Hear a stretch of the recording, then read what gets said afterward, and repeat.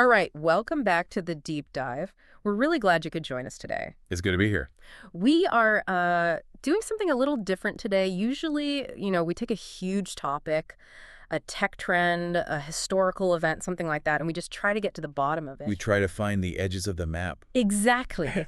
But today, we're zooming in, way in. We're looking at a specific text, a piece of poetry, actually. And probably the most famous piece of poetry in the entire history of the Western world. I think you're right about that. And I'll be honest, when I first saw the notes you put together for this, I had a moment of, hesitation. Oh, yeah. I saw Psalm 23 at the top, and I thought, okay, I know this. I mean, if you grew up in church, you memorized it when you were 8.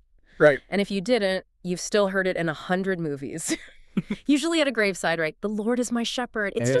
It's cultural wallpaper. It absolutely is. And because it's so comforting, so familiar, it's often completely misunderstood. Or just Yeah, not fully read. that's a better way to put it. Underread.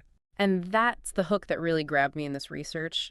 The central idea here is that we've all been reading Psalm 23 like it's a standalone hit single, Yeah. when it's actually the middle chapter of a very specific and interconnected trilogy. That is the perfect way to describe it. I mean, imagine walking into a movie theater and you catch, I don't know, The Empire Strikes Back, Okay.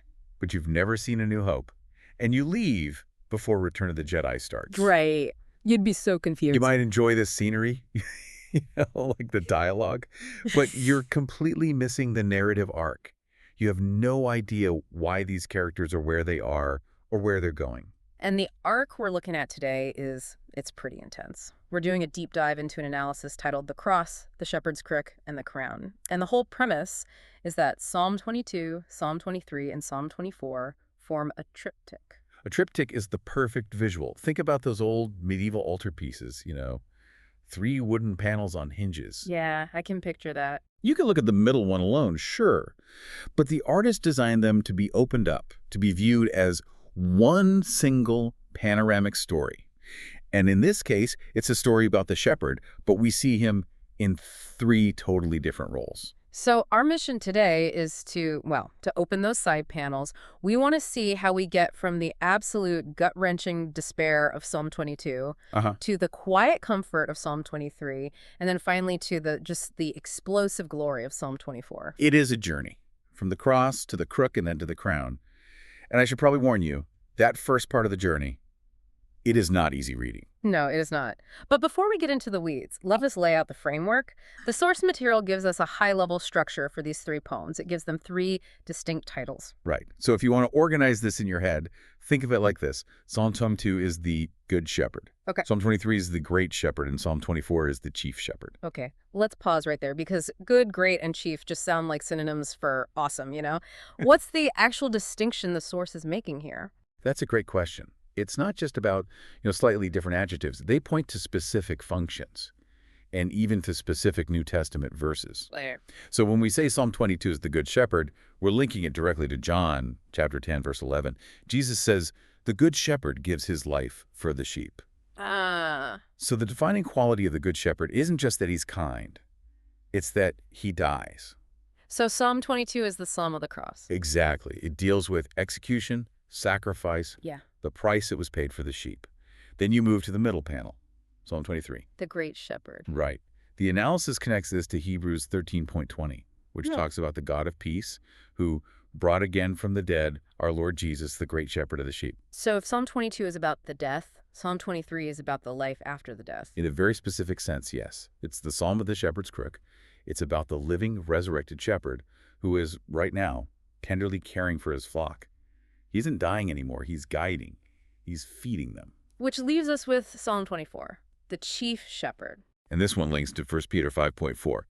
And when the chief shepherd appears, you will receive the crown of glory. This is the Psalm of the Crown. Okay. It's all about the king returning, coming back to claim his kingdom and to reward his people. So there's a timeline built right into the poetry itself. Yes. And that is so crucial for you to grasp. Psalm 22 is about the past, specifically the passion, the crucifixion event. Okay. Psalm 23 is about the present, the day-to-day care and provision that we experience right now. And Psalm 24, that deals with the future, the return of the king. That puts a completely new spin on "the Lord is my shepherd." I mean, you can't really have the shepherd of Psalm 23 unless you've already had the sacrifice of Psalm 22. You cannot separate them. The comfort of the green pasture was purchased. The check was written in Psalm 22. It's cashed in Psalm 23. Well, let's look at that price tag. Let's open up that first panel, Psalm 22. Because if you're coming to this expecting a nice, gentle, religious poem, this is going to be a shock. It really is. The contrast from the end of Psalm 21, which is all victory and strength, to the start of Psalm 22 is just violence. It's like falling off a cliff. Exactly. And the text sets the mood before you even read the first line. The little instruction at the top, the superscription. It says, "This is set to the tune of the doe of the morning." The doe of the morning. That sounds so peaceful. Lovely. I'm picturing Bambi in a meadow at sunrise. It sounds gentle, doesn't it? But the content is an absolute nightmare. It opens with maybe the most famous cry of abandonment in all of history. My God, why have you abandoned me? Which, obviously, everyone will recognize. Those are the words Jesus screams from the cross. Yeah. Matthew and Mark both record him saying it. But here's what we have to remember. We're reading a text written by David, the king of Israel, about 1,000 years before Jesus. And David is describing a state of just absolute anguish. Let's try to get inside David's head here, because he's not just saying, I'm having a bad day. This feels deeper. This feels like a crisis of reality. It's existential. He's facing execution. His enemies are closing in on him. But the worst part is the silence. He says, "I cry out by day, but you do not answer. By night, but I find no rest." The silence is what's breaking him. And it's compounded by his memory. He starts looking back, through his history. He says, "In you our fathers put their trust. They trusted and you delivered them." He knows the stories. He knows God parted the Red Sea. He knows God saved Isaac from the altar. So he knows God can do it. He has the receipts. He knows God is capable. He knows God has a track record of faithfulness, which makes the current silence absolutely maddening. Right. If God saved them, why is he letting this happen to me? It creates this horrible psychological battle between his frustration in the moment and his faith in the past. It's that feeling of being the exception to the rule. Like, God is good to everyone else, but for some reason, I'm the one who's excluded. Precisely. And the people around him, his enemies, they pick up on this. They actually weaponize his own theology against him. They taunt him, saying, "He trusts in the Lord, let the Lord rescue him." Wow, that's crazy. It's the ultimate insult. They're basically saying, if you're so special to God, why are you dying in the dirt right now? And this drives David to a rock bottom of self-worth that is just, it's hard to read. In verse 6, he says, "But I am a worm and not a man." I am a worm, not a king, not a warrior, not even a human being. A worm it's defenseless. You just step on it. It's trodden underfoot. It's despised. It captures that feeling of being completely and totally dehumanized by the mob. But this is where the source material really shifts gears. It argues that this isn't just, poetic depression. The text starts describing physical symptoms. And this is where the deep dive really begins, because these details are, well, they're suspiciously specific. This is a critical part of the analysis. The source we're looking at calls this irresistible proof of inspiration. And you have to keep the timeline in your head. David is writing this around 1000 BC. Right, the Bronze Age, Iron Age transition period. At that time, in Jewish culture, if you committed a capital crime, the punishment was stoning. Okay. The community would gather around, and they would throw rocks at you until you died. It was blunt force trauma. It crushed bones. It was messy, but it was relatively quick. Right. But the description of suffering here in Psalm 22, it doesn't match stoning at all. It matches a method of execution that hadn't even been invented yet, one that wouldn't be perfected by the Romans for centuries. You're talking about crucifixion. I am. The source breaks down the physical symptoms that are listed in this psalm, and they are medically accurate to what happens to a human body when it's suspended on a cross. Okay, let's walk through those, because I think it's easy to just gloss over the poetry and miss the biology of what he's describing. Let's start with verse 14. I am poured out like water, and all my bones are out of joint. Out of joint? That doesn't happen when you get hit by rocks. No.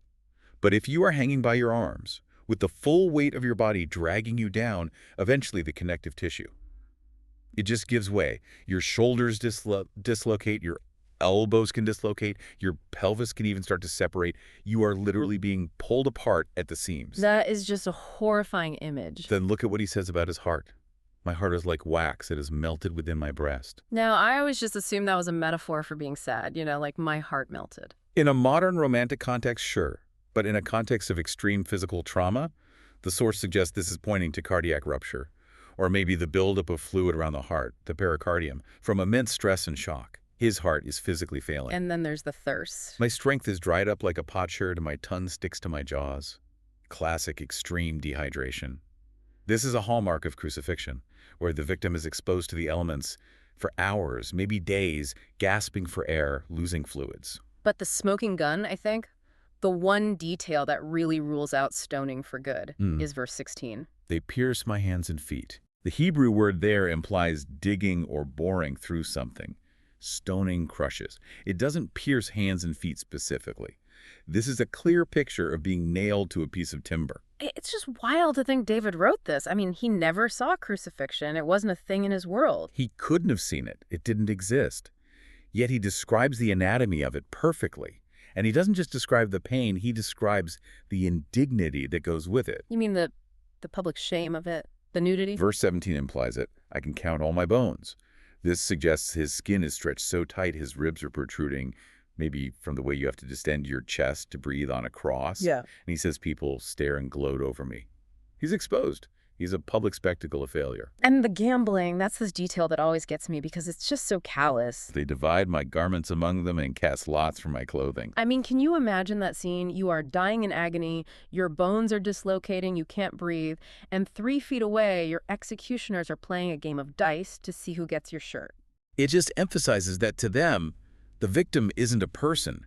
He's just a carcass with some loot to be divided.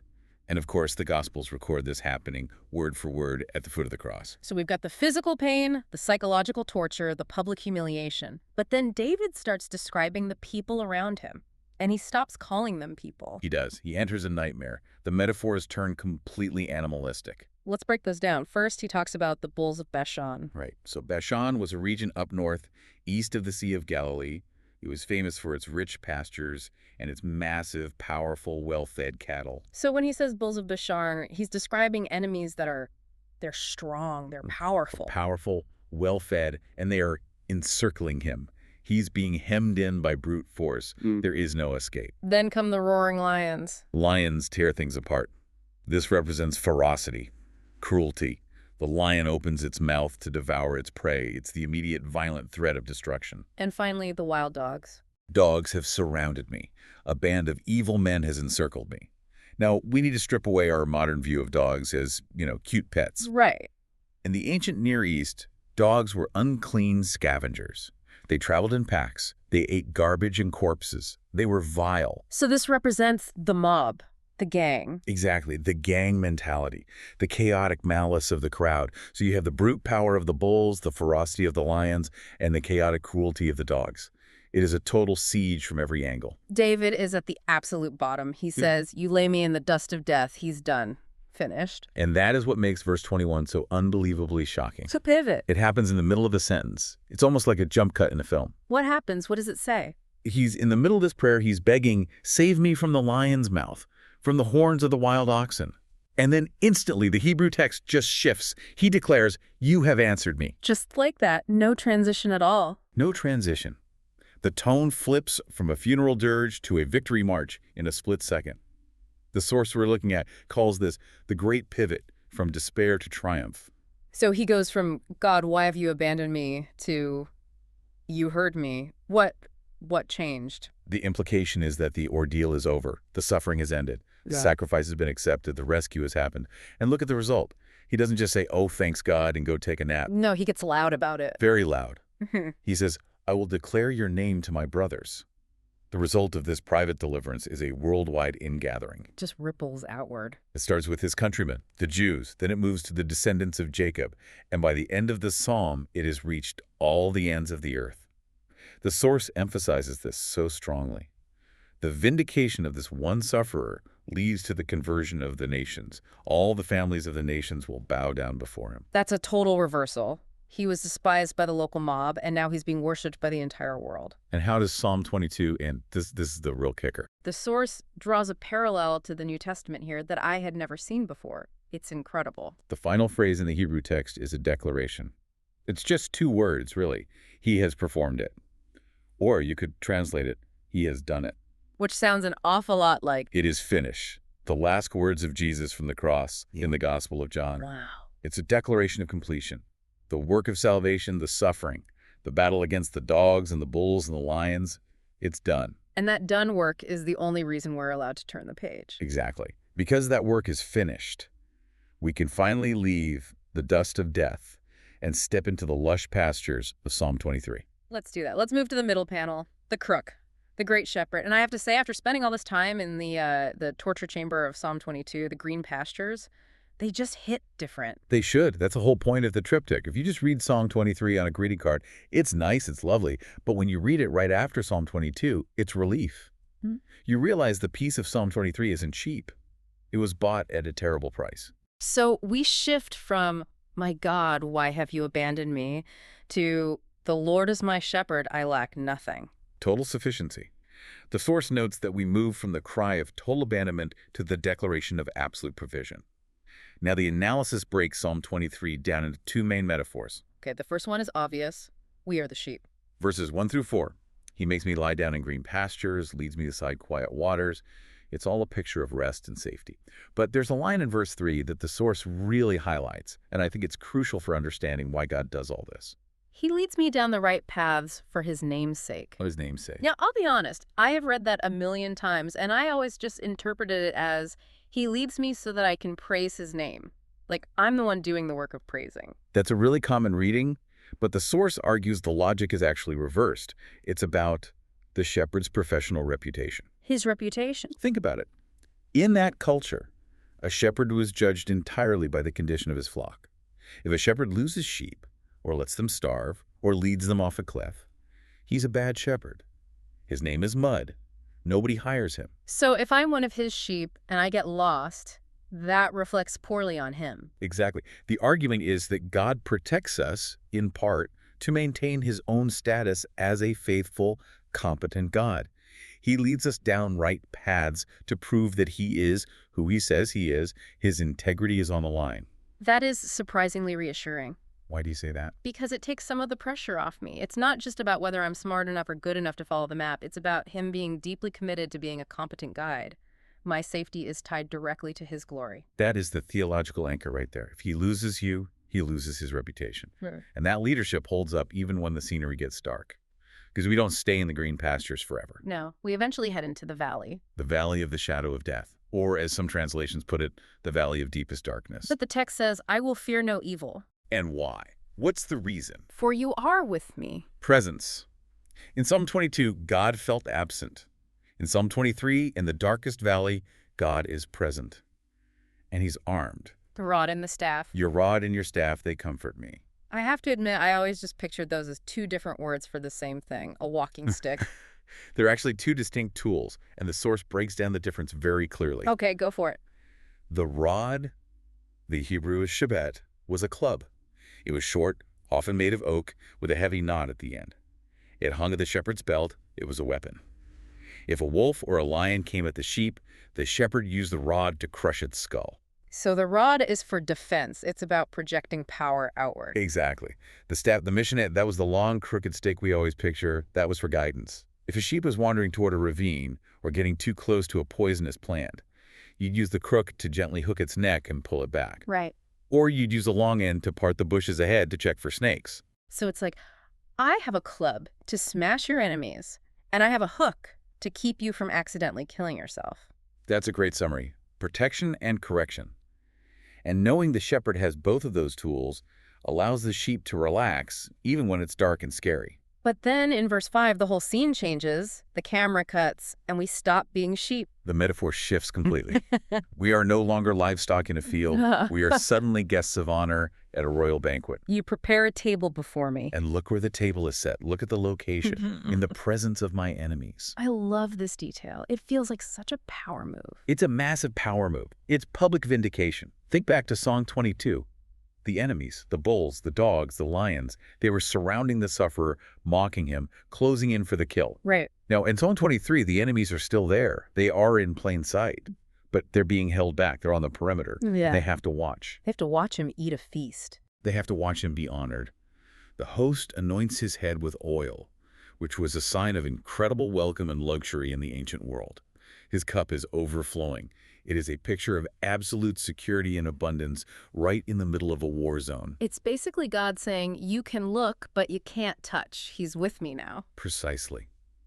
And what's the logical response to this level of protection and hospitality? The source points to the conclusion in verse 6. Surely your goodness and love will follow me all the days of my life. I want to just drill down on that word, follow. The Hebrew word is radaf. It's a very active, very aggressive verb. It doesn't mean to just tag along behind like a lost puppy. It means to pursue, to chase, to hunt. So goodness and mercy are hunting him down. Think about the contrast. In Psalm 22, what was chasing him?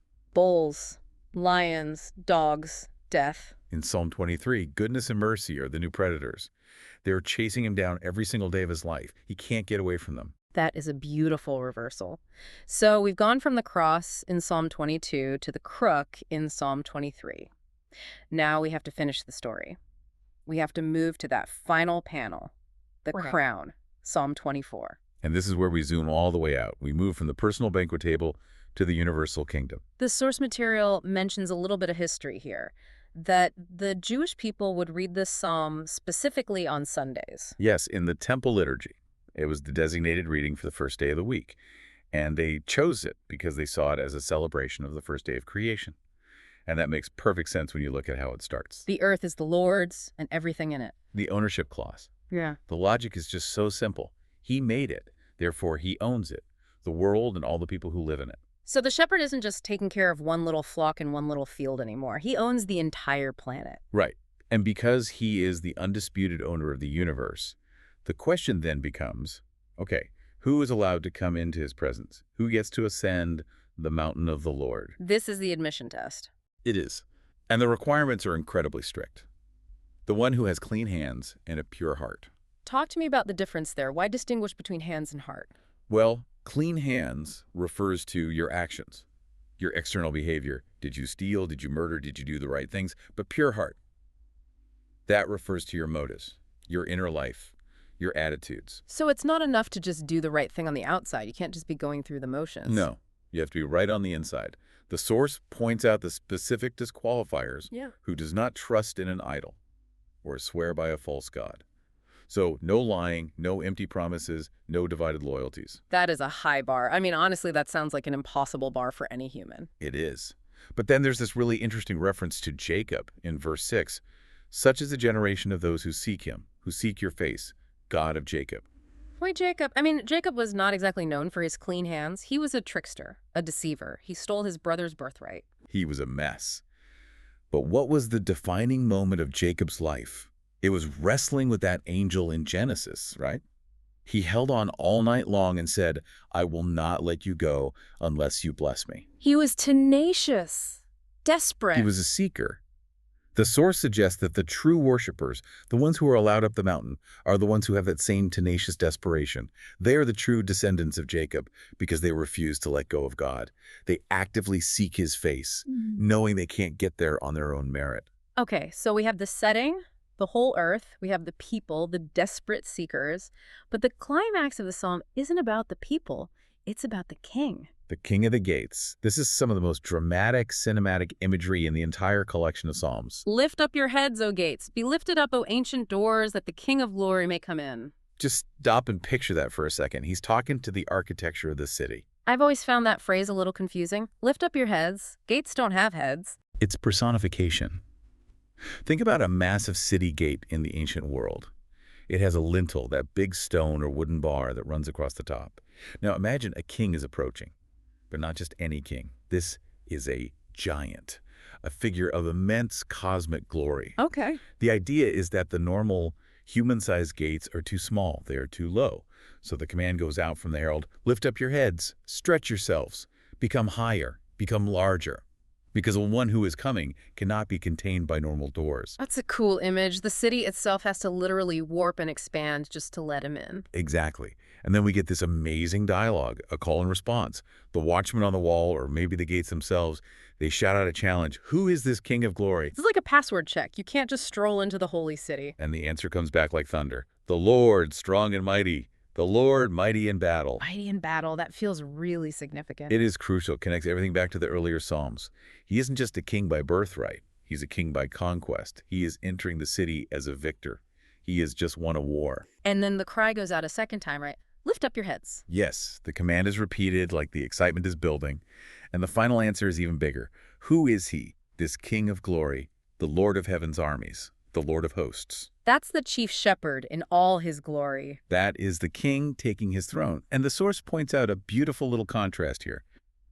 Usually when a king passes by, what do the people do? They bow their heads? Right. Bowing is a sign of submission. You look down. But here, the gates are commanded to lift their heads. Why the difference? Because it signifies receiving. You lift your head to look up at something glorious, something greater than yourself. It's a supernatural entry. It signifies that the earth is finally, joyfully, receiving its one true king. So we've done it. We've completed the triptych. We've opened all 3 panels. We have. Let's try to synthesize this for everyone listening, because we have covered a lot of ground. We started in the dust. Psalm 22, the execution site.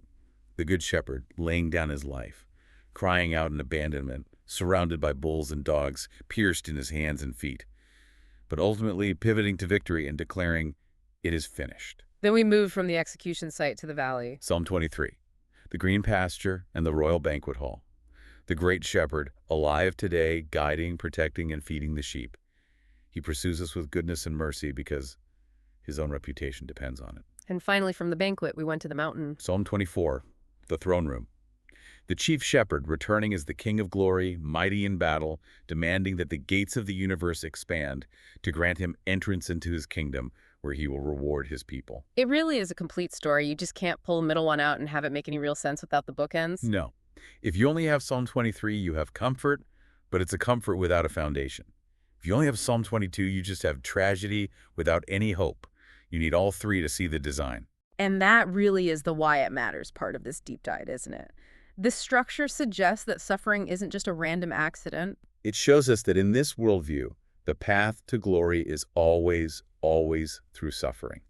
You don't get the crown without first enduring the cross. The humility of the worm in Psalm 22 is what leads directly to the authority of the king in Psalm 24. Exactly. The sufferer who refused to seek vengeance on his enemies in Psalm 22 becomes the king who is mighty in battle in Psalm 24. Which brings us to our final thought for the day, something for you to chew on. We talked about the king entering the gates because he is mighty in battle.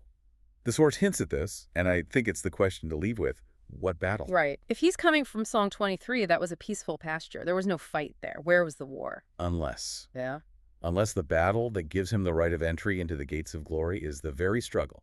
He survived back in Psalm 22. Oh, wow. Did he defeat the bulls of Bashan on that cross? Did he survive the tearing lions? Did he conquer the pack of dogs? Was the cross itself the battlefield? So if that's true, then the King of Glory enters not just because he is God, but because he is the survivor. He's the one who went into the dust of death, fought the darkness head on, and came back. He conquered the grave itself. Does the king have the right to enter because he first survived the dogs? That's a powerful thought to end on. It connects the finished work of Psalm 22 directly to the open gates of Psalm 24, doesn't it? A complete and honestly a breathtaking narrative arc. From the cross to the crook to the crown. The good, the great, and the chief. Thank you for taking this deep dive with us. I can safely say I am never going to read Psalm 23 the same way again. Me neither. We'll see you on the next one. Stay curious.